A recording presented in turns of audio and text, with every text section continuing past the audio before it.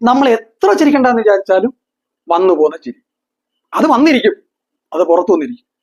അതിന് ഞാനും എൻ്റെ വൈഫും കൂടെ ഒരു സിനിമ കാണാൻ പോയി. അങ്ങനെ തിയേറ്ററിൽ ചെന്നിരിക്കുക. അപ്പൊ ഞങ്ങള് ബാക്കില്, ഫ്രണ്ടില് കുറച്ചും കൂടി ഇങ്ങനെ ചരിഞ്ഞ് കിടക്കുന്നുണ്ട്. അവിടെ 4 സീറ്റ് ഉണ്ട്. അപ്പൊ ഒരു അച്ഛൻ, ഒരു അമ്മ, 2 മക്കൾ.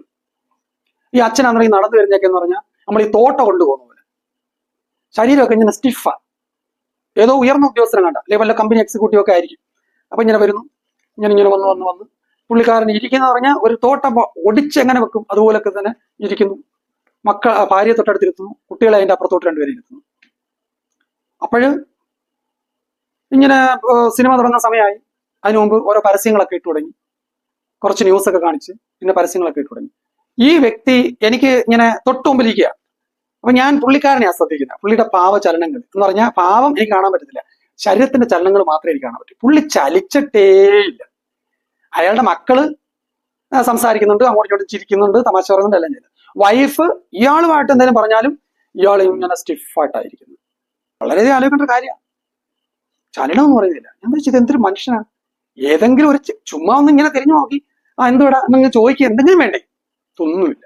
ഇയാളിങ്ങനെ സ്റ്റിഫായിട്ടിരിക്കുക. വന്നതും ഇങ്ങനെ, നിന്നതും ഇങ്ങനെ, ഇരുന്നതും അങ്ങനെ, ഇരുന്നതിന് ശേഷവും അങ്ങനെ. അപ്പൊ കാണാം ലൂണാറിന്റെ ഒരു പരസ്യം നിങ്ങൾ കണ്ടിട്ടുണ്ട്, ലൂണാർ.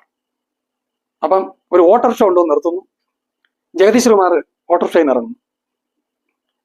അപ്പോഴ് എത്ര രൂപ? അന്നേരം 50 രൂപ എന്നങ്ങനെ പറയും ഓട്ടോറിക്ഷക്കാരൻ. അവിടെ പറയും 50 രൂപ, അതൊക്കെ ഒരുപാട് കൂടുതല, അതൊന്നും പറ്റത്തില്ല എന്ന് പറയുന്നു. അങ്ങനെ ഞാൻ അത് പറയുന്നത് കൃത്യമല്ല, എന്റെ ഊഹത്തിൽ നിന്ന് പറയാം, ഓർമ്മയെന്ന് പറയാം. ഉടനെ ഈ ഓട്ടോറിക്ഷക്കാരൻ ചാടി ഇറങ്ങുന്നു, അവൻ നിലത്ത് മൂടിടിച്ച് വീഴുന്നു.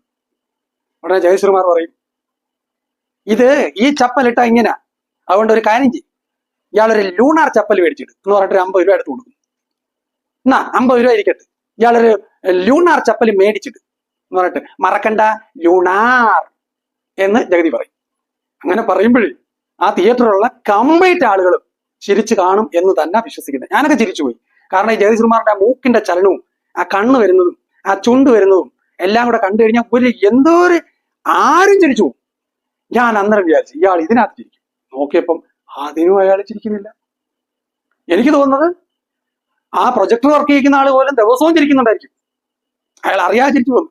പക്ഷെ ഞാനും വൈഫും ഇരിക്കുന്നതിന് തൊട്ട് മുമ്പ് ഇരിക്കുന്ന ആള്, അയാൾ അന്നേരവും ചിരിക്കുന്നില്ല. ഞാൻ വിചാരിച്ചു ഇതെന്തുവാ, പ്രതിമയാണ്. ഞാൻ നോക്കി ഇച്ചിരി സമയം കഴിഞ്ഞപ്പം അയാളെ തോളുകൾ കിടന്നടിക്കുക. അപ്പൊ അയാള് ചിരിക്കാതിരിക്കാൻ പരമാവധി ശ്രമിച്ചു.